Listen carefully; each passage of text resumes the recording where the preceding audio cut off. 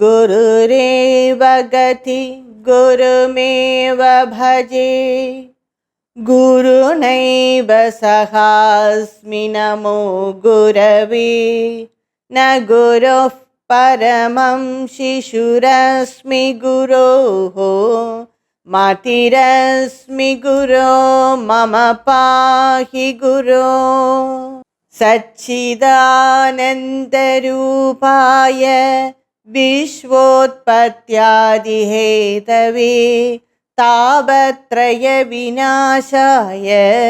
श्रीकृष्णाय वयं नमः। कृष्णाय वासुदेवाय हरये परमात्मने प्रणतक्लेशनाशाय गोविन्दाय नमो नमः। यं प्रव्रजन्तमनुपेतमपेदकृत्यं द्वैपायनो विरहकातर आजुहाव पुत्रेति तन्मयतया तरवोऽभिनेदुस्तं सर्वभूतहृदयं मुनिमानतोऽस्मि। नारायणं नमस्कृत्य नरं चैव नरोत्तमं देवीं सरस्वतीं व्यासं ततो जयमुदीरयेत्। सर्वेभ्यः नमस्कारः। My last video I explained chapter 1 and 2, Skanda 2 of Srimad Bhagavata Mahapurana.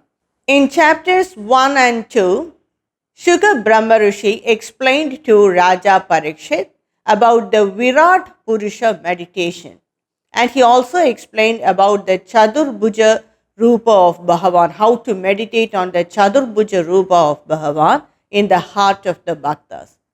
And he explained about two types of mukti, Krama Mukti and Satyo Mukti.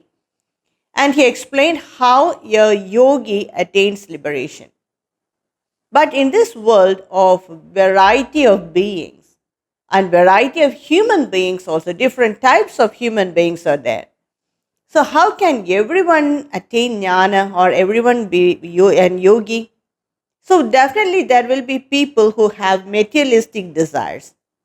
So for those people who have materialistic desires, Shuka Brahma Rishi explains about how to meditate or on what deity should a person meditate to achieve a particular result.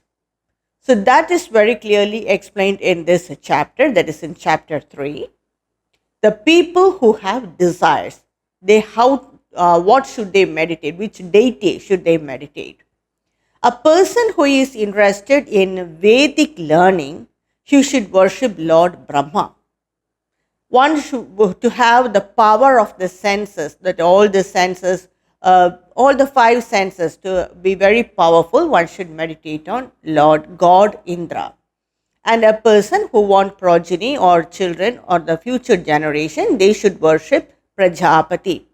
Or if their progeny or the children have any problem, then they should worship the Pitars for the generations to continue. For wealth, no doubt, Devi Lakshmi. For brilliance and walk power, Agni Deva. And for all the other powers, all the different powers, one should worship Rudra.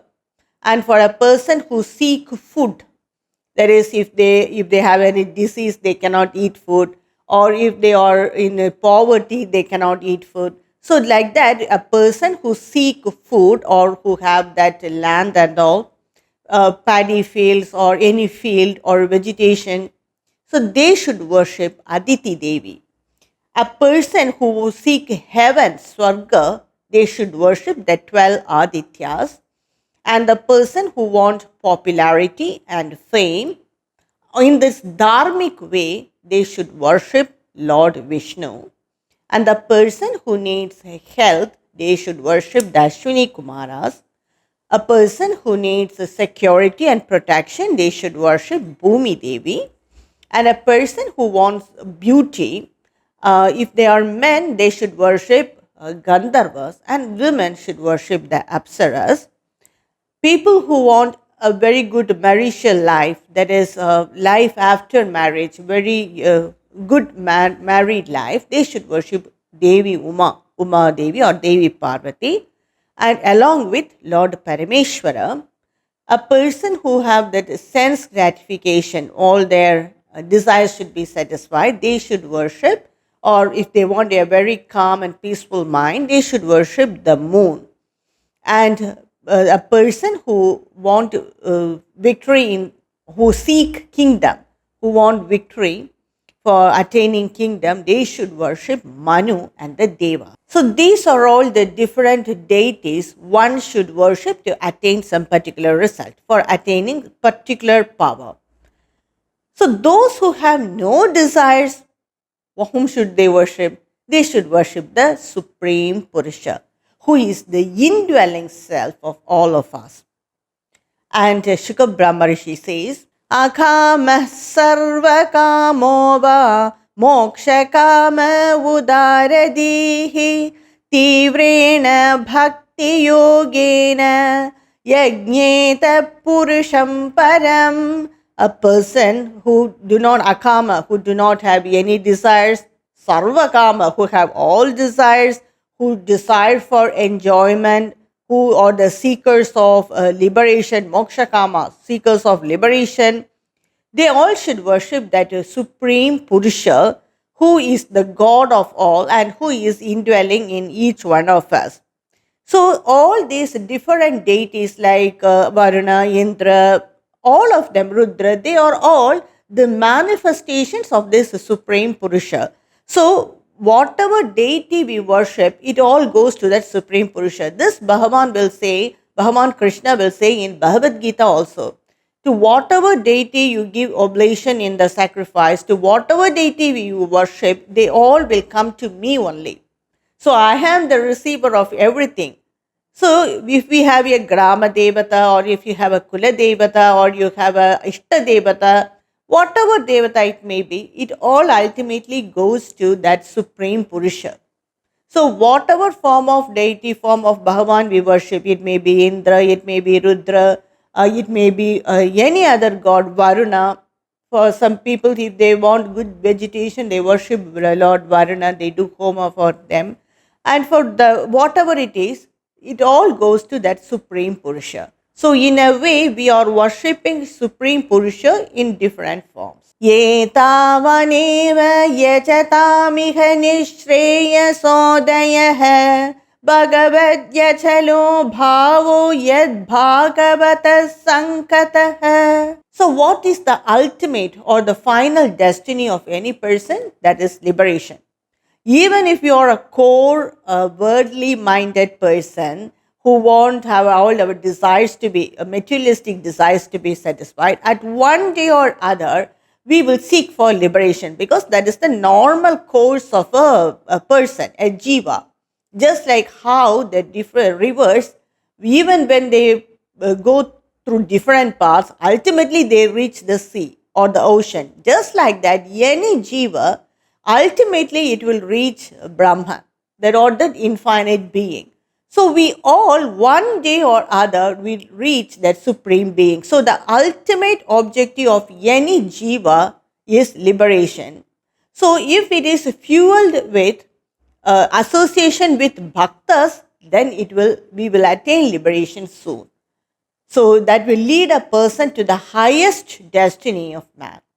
So that is the liberation. So that is the destiny of any person. We may feel that he is completely a worldly minded person going after all the materialistic desires, but one day or other, maybe in this lifetime or in the next lifetime, he will seek for liberation, because that is the normal course of a jiva.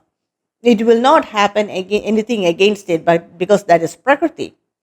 So then the Shuka Brahmarishi asked Raja Parikshit, even the yogis and the jnanis, they are so happy to hear about the excellences of Bhagavan Sri Hari, because that will create a feeling of bliss in a person's heart. When we hear the excellences of Bhagavan Sri Hari, it creates a feeling of bliss in a person.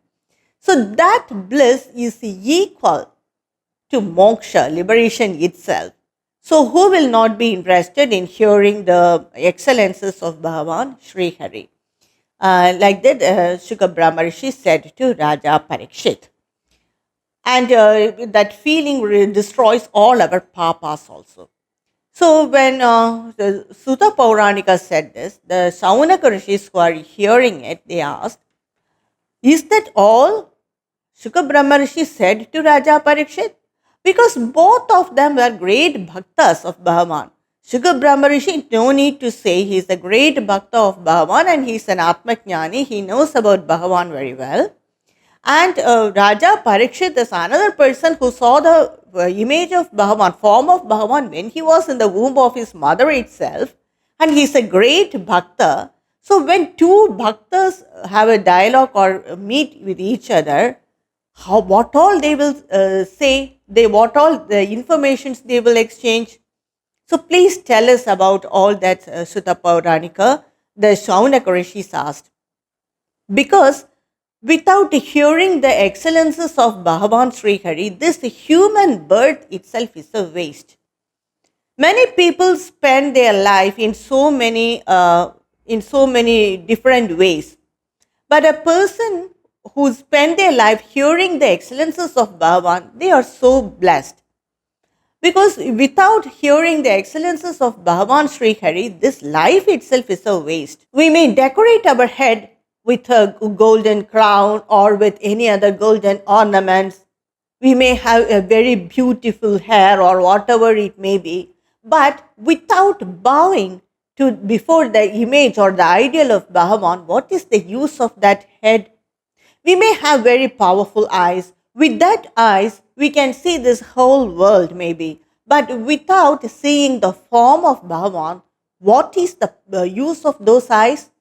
We may have a very beautiful sound or we may speak many things or we may achieve many things with our sound or voice. Many people, they have very beautiful voice, but without telling the excellences of Bhagavan Sri Hari, what is the use of that sound or voice or that tongue itself?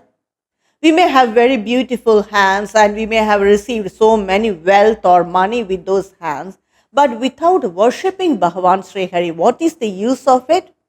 We may have legs and we may have walked a long distance, who travel whole over the world. But what is the use of those legs if it doesn't go to the temple or the place of Bhagavan?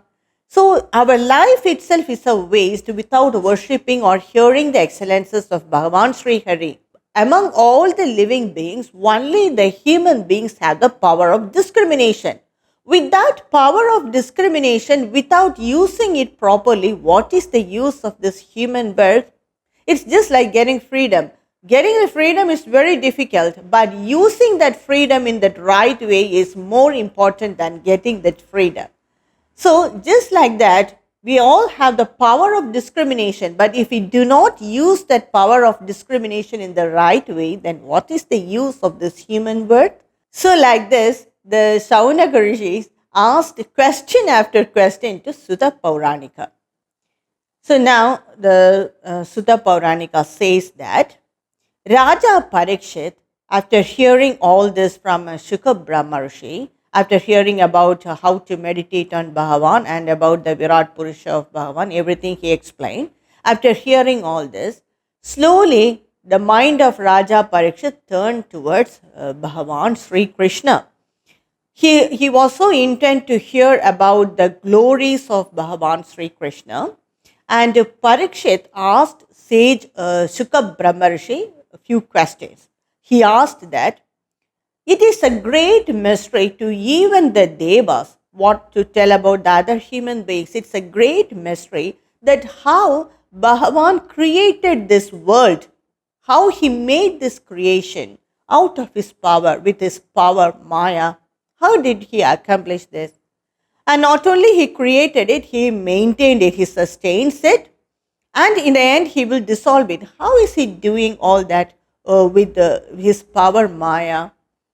Because at that time, no one knows about this creation. At least Now we get bitten information here and there from different astronomers. They go to the outer space. They tell so many facts about that outer space and everything. So just imagine 5,000 years before. No one knows anything about this Brahmanda. So the only source of information was the rishis. So Parikshit Raja is asking Shuka Brahmarshi, how did Bhagavan made this creation with his power Maya, and how did he sustain it, dissolve it? It's a great mystery even to the Devas. No one knows about it. And how does he manifest himself in as many? How did he multiply himself, or how does he manifest himself as all these beings? And how did he take those avatars? Please tell me about all this, Shuka Brahmarshi. Like this, Raja Parikshit is asking to Brahmarshi Shuka. Immediately, Shuka Brahmarshi worshipped Bhagavan. He worshipped Brahman, who is the indwelling self of all of us. We all rest in that Brahman, and he worshipped Bhagavan because he is going to tell about the creation, and it's a great mystery. And he worshipped Bhagavan to give him power and knowledge to tell about these facts.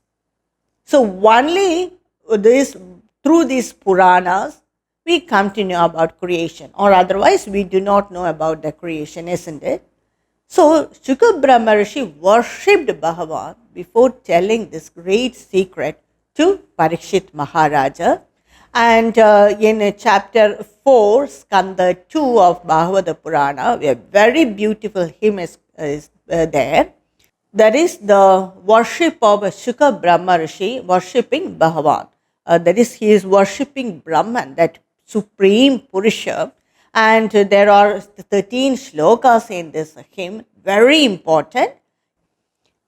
Now I'll read out the hymn of Shuka Brahmarshi.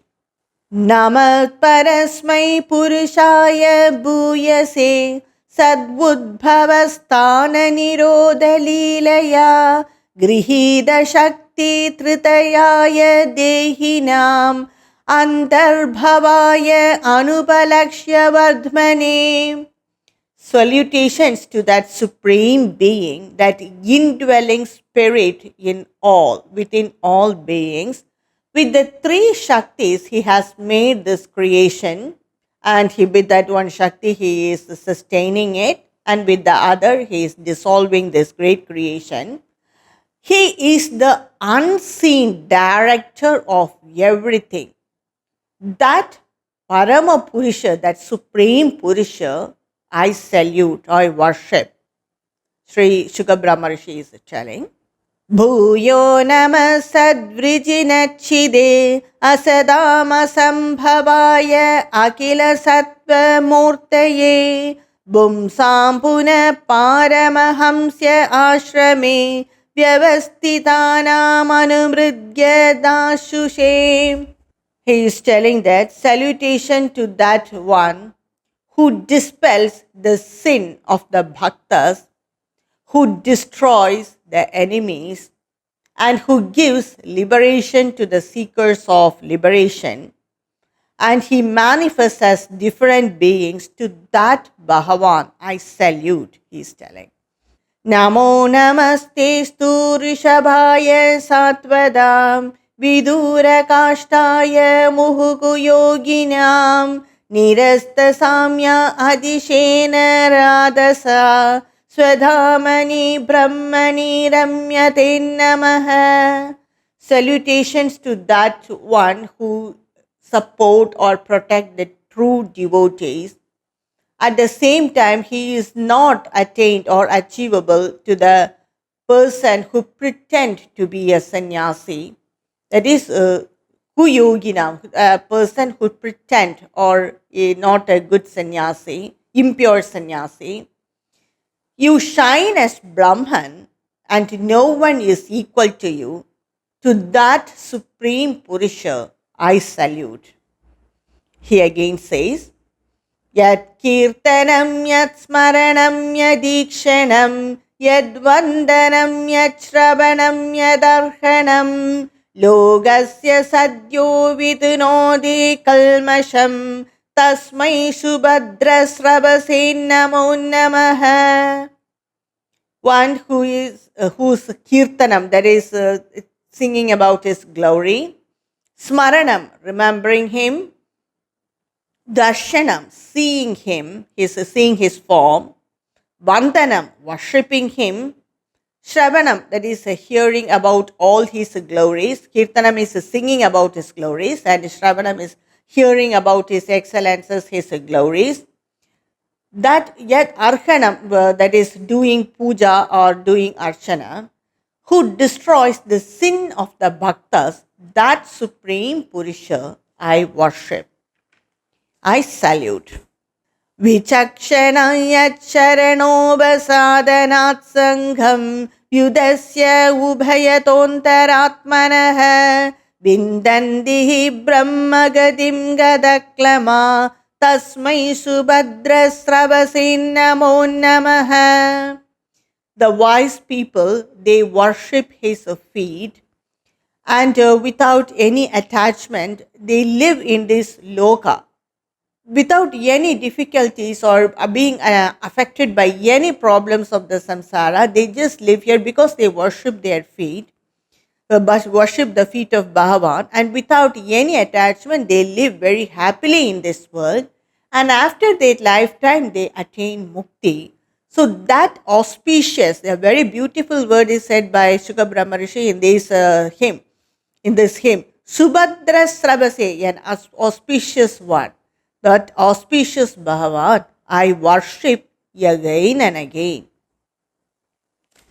Tapasvino danapara yashasvino manasvino mantravidasu mangalaha Kshemam na bindandi vinayadarpanam tasmai subhadrasravase namo namaha. A person who perform tapas, yet tapasvino, that a person who perform tapas, a person who perform dana, a person who perform any type of yoga, person who has controlled their mind, person who do the mantra japa, or do any auspicious work, or a person of good character, whoever it may be, even though they follow the path of dharma, without worshipping you, they will not attain any spiritual achievement, any spiritual advancement they will not achieve. They may be very good people doing tapas or doing dana, very good character, following dharma, but a person without worshipping you, that Bhagavan who is the indwelling self of all, without worshipping him, that even that good person will not attain any spiritual advancement or spiritual benefit. To that auspicious Bhagavan I worship again and again. Namo Namaha. Shuka Brahma Rishi is telling.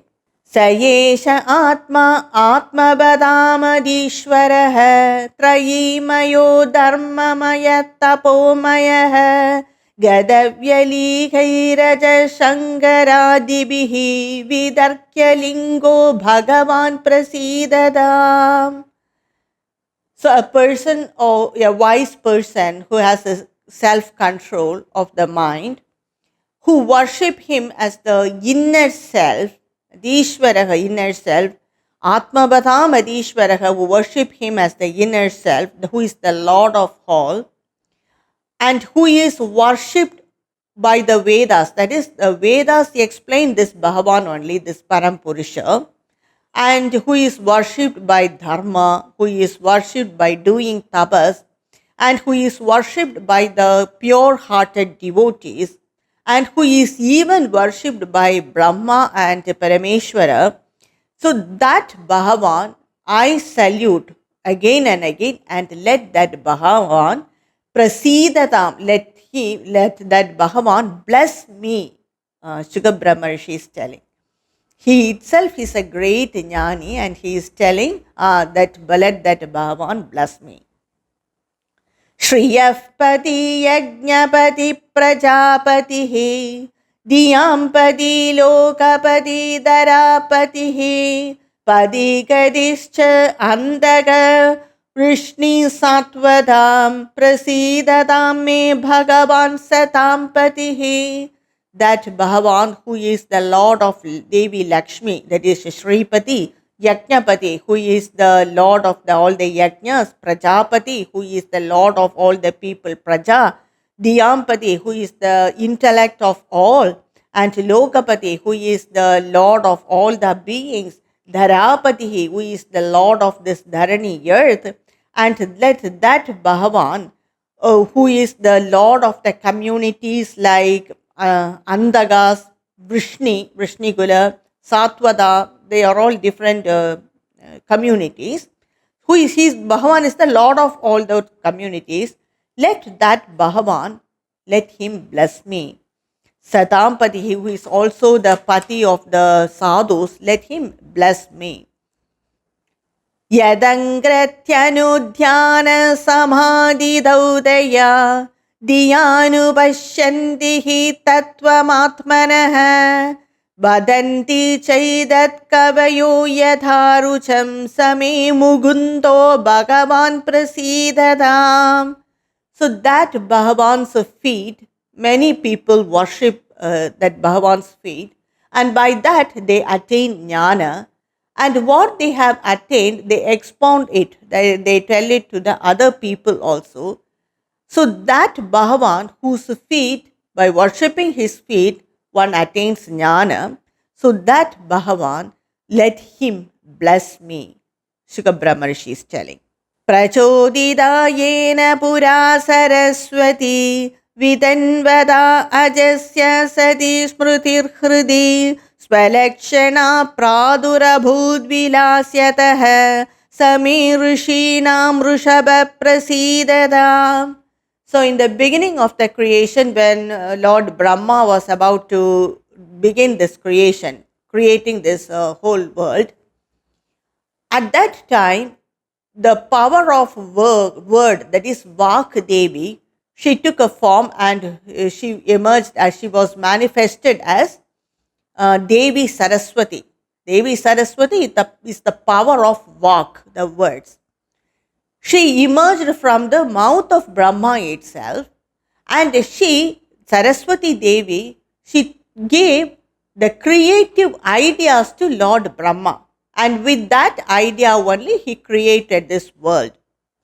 And that Bhagavan, who made the power of word to manifest as Saraswati Devi, let that Bhagavan bless me. Prasidadam, let him bless me. Shukra Brahma Rishi is telling, because he is about to tell about the creation, the whole secret. He is revealing it to Raja Parikshit. So before revealing that secret, which is not even a great mystery to the Devas and other people, so because of that only he is worshipping that creator who gave him this power to tell about the creation. Bodhair mahadbirya imaf puro vibuhu nirmaya shede yadamosha purushaha bhungte gunan shodasha shonasatmakaha solankrishishta bhagavan vachamsi me. That Bhagavan, he made all these bodies, all these forms of different beings using the Panchabhutas. By the combination of the Panchabhutas, according to the karma of the beings, he made the bodies of all beings. And after making the bodies of all beings, he entered in that bodies and he is indwelling in those forms. In all the bodies he is indwelling. And he manifested in them the 16 faculties and their functions. So what are the 16 faculties? The 16 faculties are the 5 jnanendriyas, the 5 karmendriyas, and the 5 pranas, pancha pranas and manas. So these are the 16 faculties. He manifested it and he manifested its function also. Without these 16 faculties, our body will be of no use. Because of these 16 faculties, and it is working through the sense organs of our body, we are able to grasp the outside, external world. So he made these bodies, he entered in those bodies and he made manifested these 16 faculties and their function. May that Bhagavan inspire my words. Shuga Brahma Rishi is worshipping Bhagavan like this because he is going to tell about the creation.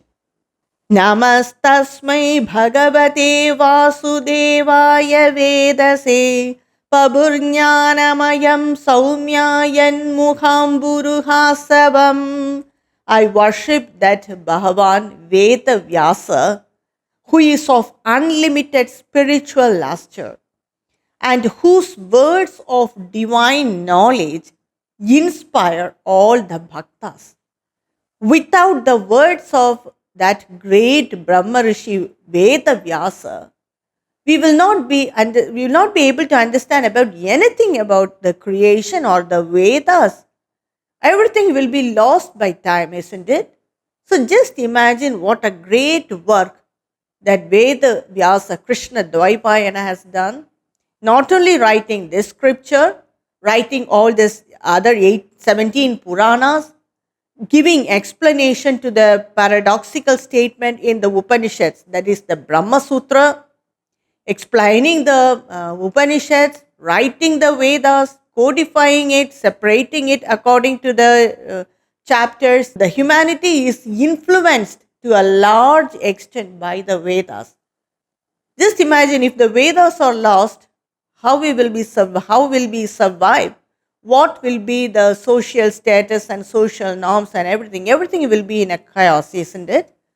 So the work done by Veda Vyasa cannot be measured. Veda Vyasa, who has that unlimited spiritual luster and whose words influence us or inspire all the bhaktas, that Veda Vyasa I worship, I salute, Shuga Brahmarshi is telling. So even though Veda Vyasa is the father of Shuga Brahmarshi, he is not worshipping him as the father, but as the great person who has given the Vedas, a great person who has that unlimited spiritual knowledge. So that's the greatness of Veda Vyasa. Yeda devatma bhurajannāradāya viprucchate Veda garbo abhyadham sakshadyadaha hariratmanaha. Now, Shuka Brahmarishi is telling how this Bhagavata Purana, how it came to him. He is telling, in the beginning, Bhagavan Sri Hari, he expounded the Atma Jnana or the Bhagavata, which is the knowledge of the Atma, to Lord Brahma. And Lord Brahma, he expounded this knowledge, that is the Bhagavata knowledge, which is the knowledge of the Atma, to his Manasa Putra Narada. And Narada, at one occasion, expounded this knowledge to Veda Vyasa. And Sri Shuka Brahmarishi learned this Bhagavata from his father, Veda Vyasa. So that's the lineage of this Bhagavata. It's the knowledge of Atma coated with bhakti, and the origin of this Bhagavata is Bhagavan Sri Hari, and it came step by step, and now it has reached Sri Shuka Brahmarishi, and he is explaining that to Parikshit Maharaja. So with this ends chapter 4, Skanda 2 of Bhagavata Purana. I will explain the next chapters of this Skanda in my next upload. Om Shri Narayana Khila Guru Bhagavan Namaste.